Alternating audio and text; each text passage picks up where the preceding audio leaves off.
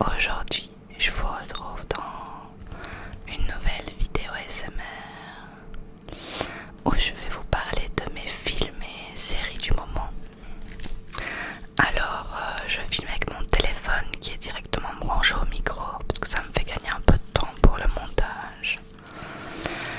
Et c'est parti, je vais vous parler des films que j'ai vus au cinéma sur Netflix, Amazon, enfin Prime Video et Disney+. Je vais d'abord parler du cinéma où j'ai vu un seul film depuis que je vous en ai parlé. C'est Barbie, mais ça date de ouf. En fait après j'ai plus été parce qu'il n'y a pas grand chose qui m'intéressait. Et là maintenant il y a Charlie et la chocolaterie qui vient de sortir, que j'aimerais bien aller voir. Mais bon, avec les fêtes c'est un peu compliqué quoi. Donc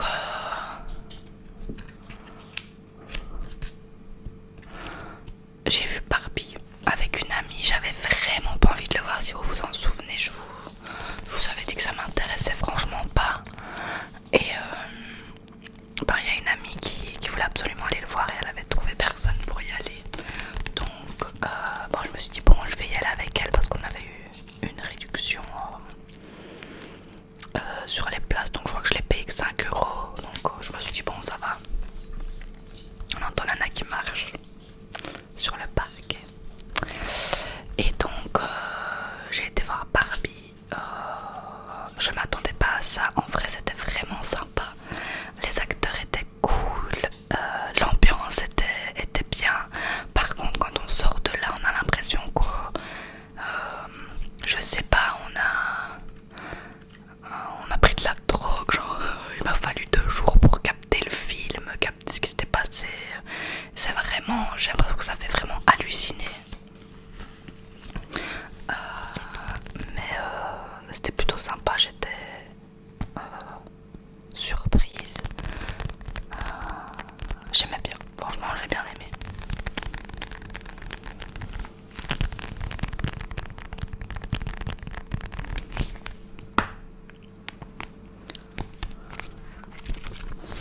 Voilà pour cinéma, j'ai pas vu autre chose et j'espère pouvoir y retourner dans pas longtemps pour voir Charlie et la chocolaterie, entre autres. Il y avait un autre film qui m'intéressait mais je sais plus quoi. Ensuite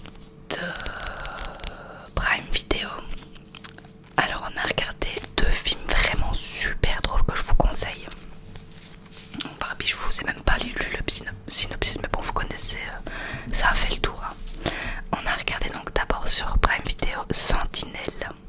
Donc c'est un film avec Jonathan Cohen, film français. Et l'histoire c'est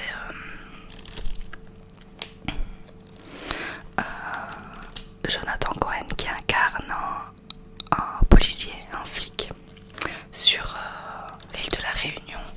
Et c'est un flic super connu pour ses méthodes et sa chemise à fleurs, enfin son style et tout. Et il poursuit des criminels. Et en dehors de ses heures de service, eh bien, il essaye de percer avec son autre métier qui est chanteur de charme. C'est vraiment super drôle. Et il a eu une chanson qui a cartonné il y a 15 ans. Et depuis, il essaye de refaire fonctionner sa carrière de chanteur. Et vraiment, je m'attendais à pas grand chose. C'était vraiment hilarant. Moi, j'ai adoré. Et je trouvais ça très très drôle.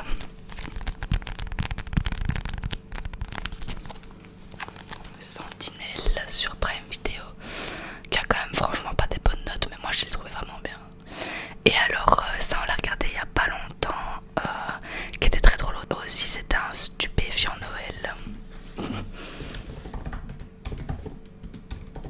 C'était vraiment un mix entre un film normal et un film américain de Noël où toute la famille est parfaite, tout le monde est parfait, il y a un petit problème à régler. C'était vraiment trop bien. À la veille de Noël, Greg, policier, abandonne sa fille pour partir en mission. Pour lui donner une leçon, le Père Noël décide d'exaucer le souhait de sa fille, que son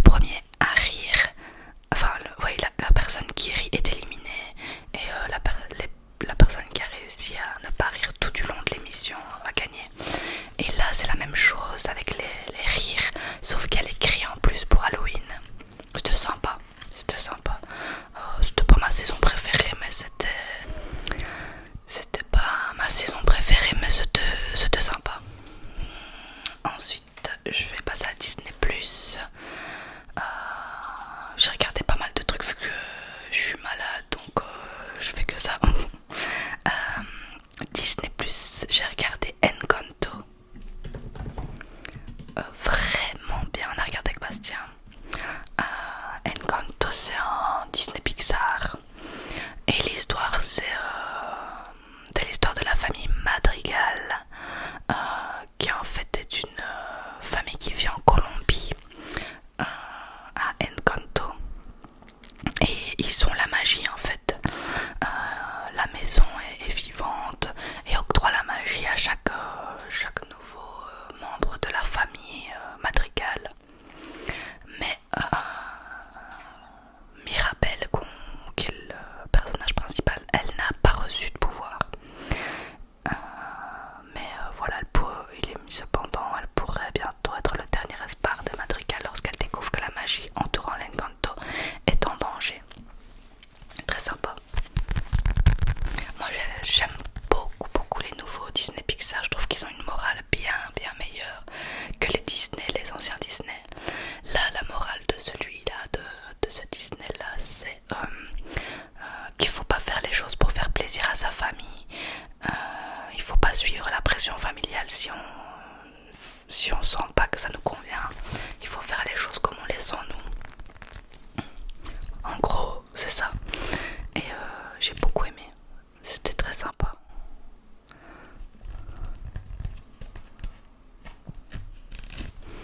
Très sympa. Et alors, après, j'ai regardé la saison 4 des Kardashians. Voilà, que j'ai bien aimé aussi. J'adore les Kardashians.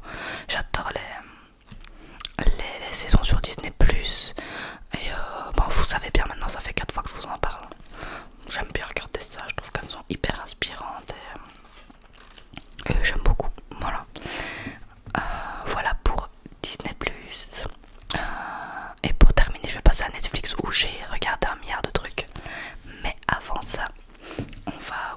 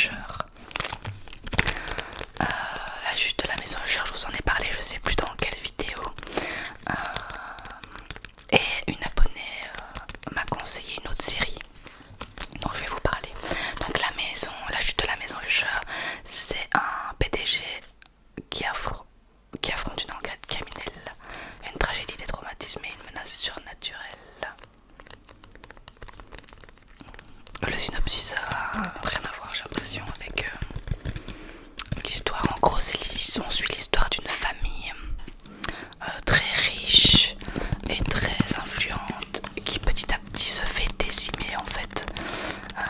Tous les membres meurent un à un, les membres de la famille meurent un à un et on suit l'histoire, on essaye de comprendre pourquoi. Et alors il y a des trucs surnaturels qui font un peu flipper. Et suite à ça, il y a une abonnée qui m'a dit ouais cette série était sympa mais moi j'ai préféré la série The Haunting of Hill House. Et du coup, vu que j'avais quand même vraiment bien aimé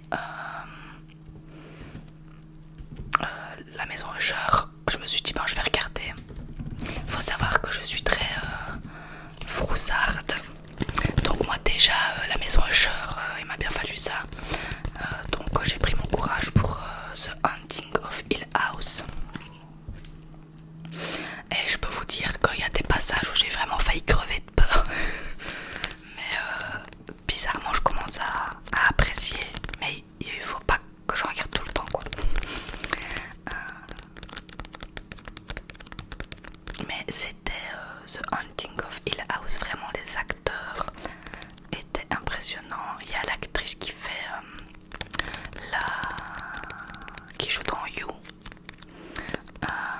qui fait Love dans You, qui était sympa, et les autres acteurs étaient vraiment bien aussi. Et vraiment, mais par contre il y a un passage où on s'attend pas à avoir peur. Enfin, c'est le putain des séries comme ça, mais là on s'y attend vraiment pas. Et en fait j'ai vraiment j'ai senti un frisson de terreur vraiment dans mon dos et tout. J'ai pas eu de réaction, j'ai pas crié ou quoi, mais j'ai senti mon corps qui s'est tout crispé, j'ai eu un frisson d'horreur genre, et puis j'ai senti mon cœur qui accélérait, donc j'ai vraiment eu une réaction de survie, j'ai l'impression, tellement j'ai eu peur, mais peur. Et quand j'en ai parlé à la sœur de Bastien, qui est plus habituée que moi à voir ce genre de truc, elle a dit que cette scène était affreuse. Je vous donne peut-être pas envie de regarder, mais le reste du temps c'est regardable. Mais cette scène-là, elle m'a terrorisée. Il m'a bien fallu, franchement, je pense qu'il m'a fallu une vingtaine de minutes pour que mon cœur se calme, genre. Mais vraiment super sympa comme mini-série.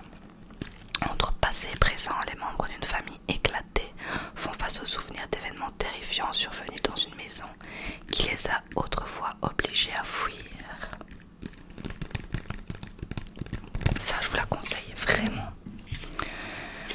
Puis j'ai regardé avec Bastien Super Mario Bros, le film Super Mario. Je m'attendais à rien. Et c'était très sympa, on a bien aimé. Donc en fait c'est l'adaptation du jeu vidéo Mario évidemment. Et on suit Mario et Luigi qui sont, enfin surtout Mario, qui sont dans le monde réel en fait, sont des plombiers qui essayent de faire fonctionner leur entreprise. Et puis ils se retrouvent dans le monde de Mario. Et l'histoire commence comme ça, c'était vraiment sympa, très très beau, plein de références qui étaient trop cool. J'ai vraiment bien aimé. Ça fait passer le temps, ça fait passer un bon moment. C'était très agréable. Ensuite on a regardé Les Animaux Fantastiques, le secret de Dumbledore. Ouais, déçu, mais déçu. Parce que, alors pas déçu de l'acteur qui remplace Johnny Depp, qui était vraiment bien, il fait vraiment bien flipper. Il a l'air bien plus méchant que Johnny Depp. Et ça allait.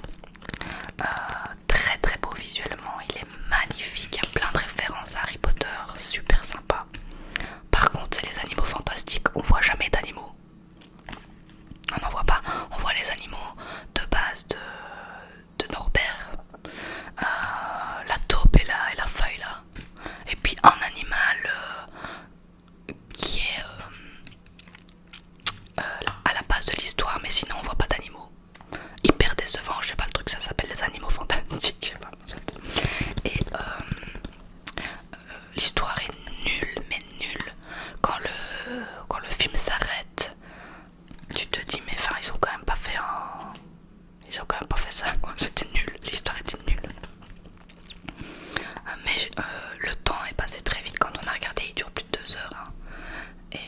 c'est passé super vite et vraiment visuellement c'est très très beau.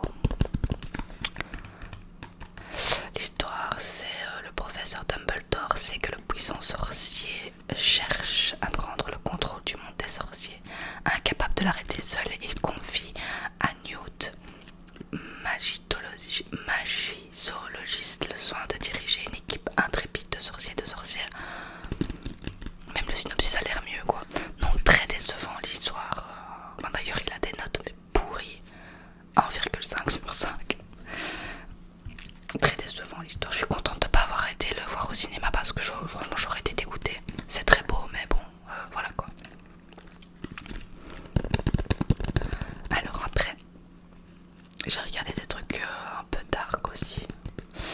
Mais ça ce n'est pas le cas. La merveilleuse histoire de Henry Sugar. Ça dure quoi, 45 minutes. J'ai regardé 40 minutes, non 30 minutes. Parce que Bastien s'est endormi. On n'a pas encore regardé la fin mais c'est un mini film sur l'histoire d'un homme riche qui décide de se lancer un challenge et il cherche à maîtriser en fait une compétence qui sert à tricher au jeu d'argent. C'est mieux que ce que l'histoire a l'air d'être. C'est un peu un mini truc un peu atypique avec un visuel qui est sympa, enfin j'ai bien aimé. Et l'acteur principal, on va dire, enfin il n'y a pas vraiment d'acteur principal, mais Henry Sugar, donc l'homme riche, c'est l'acteur qui fait dans Marvel. Allez.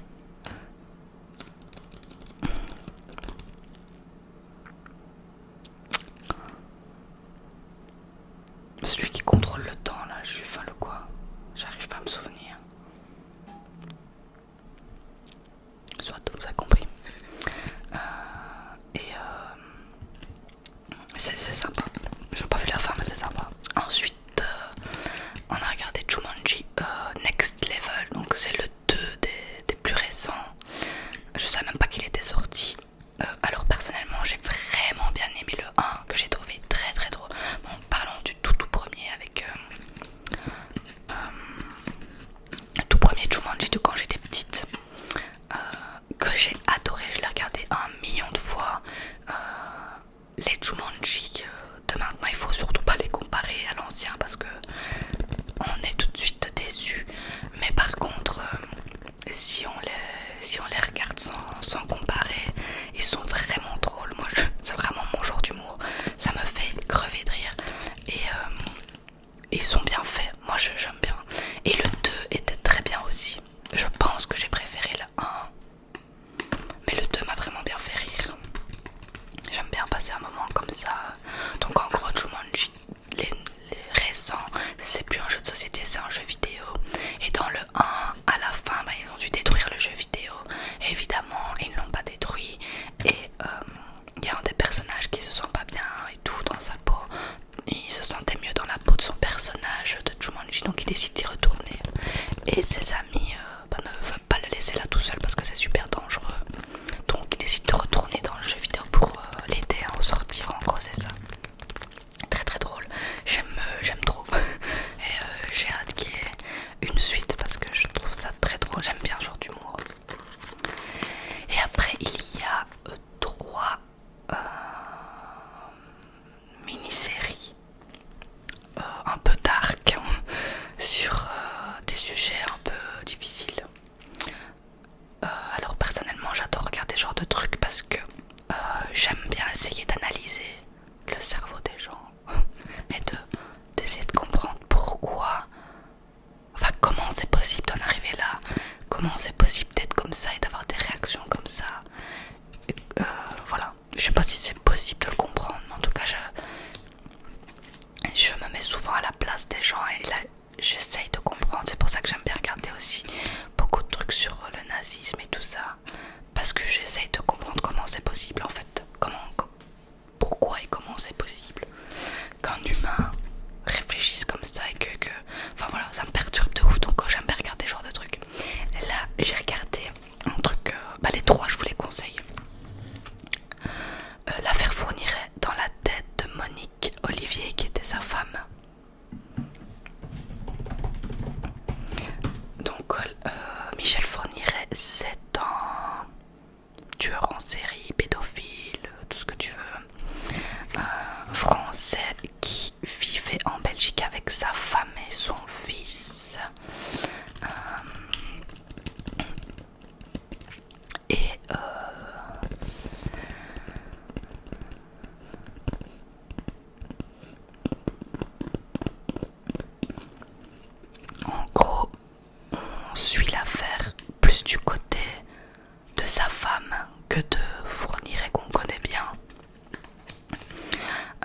on se rend compte qu'en fait sa femme avait vraiment une place énorme dans tout ce qui s'est passé, qu'elle était très intelligente et qu'elle manipulait tout le monde, et c'était très très intéressant d'en apprendre plus là-dessus plutôt qu'une énième histoire sur Fourniret qu'on connaît.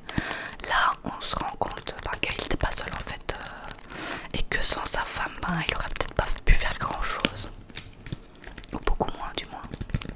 C'était très très prenant, moi j'ai adoré, j'ai regardé tout en une fois, tout en une après-midi à regarder ça. Deuxième chose que j'ai fini hier, The Nurse. Vraiment bien, il n'y a que 4 épisodes, c'est basé sur une histoire vraie. Et en fait, c'est une jeune infirmière qui vient de finir ses études, qui arrive dans un hôpital. Et elle est mise en binôme avec une infirmière qui est vraiment... qui travaille très bien et qui est très appréciée. Et petit à petit, elle se rend compte qu'il y a beaucoup de patients qui meurent de crise cardiaque, alors qu'ils venaient pas du tout pour ça et qu'ils avaient un cœur en bonne santé. Voilà, en gros, inspiré de faits réels. Et c'est par les producteurs de la série Octobre, que j'ai pas encore vu mais qu'on m'a conseillé. Et alors, l'infirmière soupçonne peu à peu sa collègue d'être responsable des décès. Et on suit un peu ça. Et j'ai adoré, vraiment, les acteurs sont vraiment bien en plus. Et alors, dernière mini-série, et dernier truc que j'ai regardé dernièrement, c'est Jusqu'à ce que le meurtre nous sépare. Martin, il était mort de rire quand il a vu le titre. Donc en fait c'est une docu-série qui plane sur une affaire avec c'est un couple d'adolescents